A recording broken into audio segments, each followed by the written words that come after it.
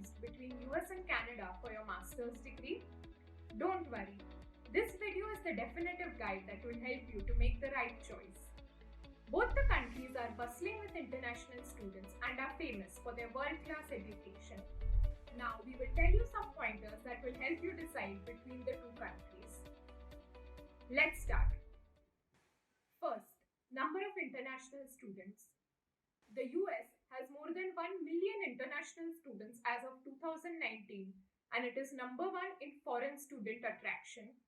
On the other hand, Canada has 642,000, and it is number 3 in foreign student attraction. Let's talk about university rankings. Out of the top 50 universities in the world, 17 are in the US. Universities like MIT, Stanford, Harvard, which are all American, have always dominated the university rankings. Canada has 3 universities in the top 50 universities of the world. They are McGill University, University of Toronto, and University of British Columbia. Let's talk about the cost of being a master's student. In US, the tuition fees range between $20,000 to $60,000 per year, and the living expenses are between $10,000 to $15,000. This means, on an average, a master's student spends between $30,000 to $75,000 per year in the US. On the other hand, in Canada, the tuition fees are between $10,000 to $30,000 per year, and living expenses are between $10,000 to $15,000 per year.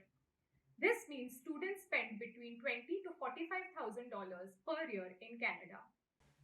What about the work permit for students while they are studying? In US, students can only work on their university campus for up to 20 hours per week during school and up to 40 hours per week during holidays. In Canada, students can work both on their campus and in off-campus jobs for up to 20 hours per week in school and up to 40 hours per week in the holidays. Now let's talk about work permit for students post their graduation.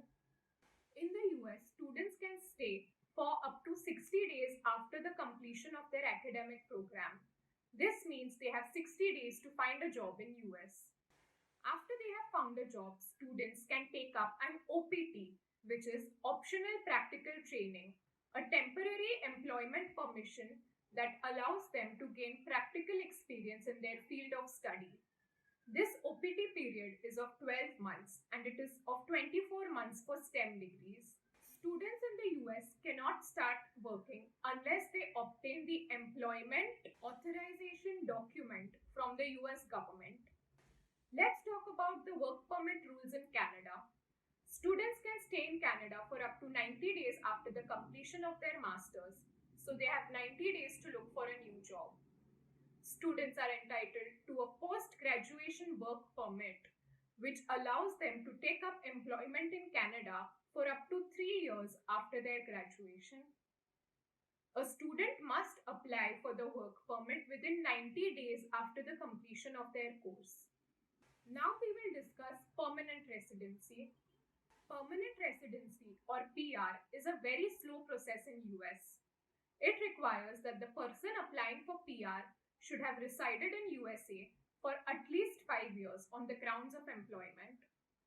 In Canada, during the post-graduation work permit period, students can apply for permanent residency under the Canadian Experience class.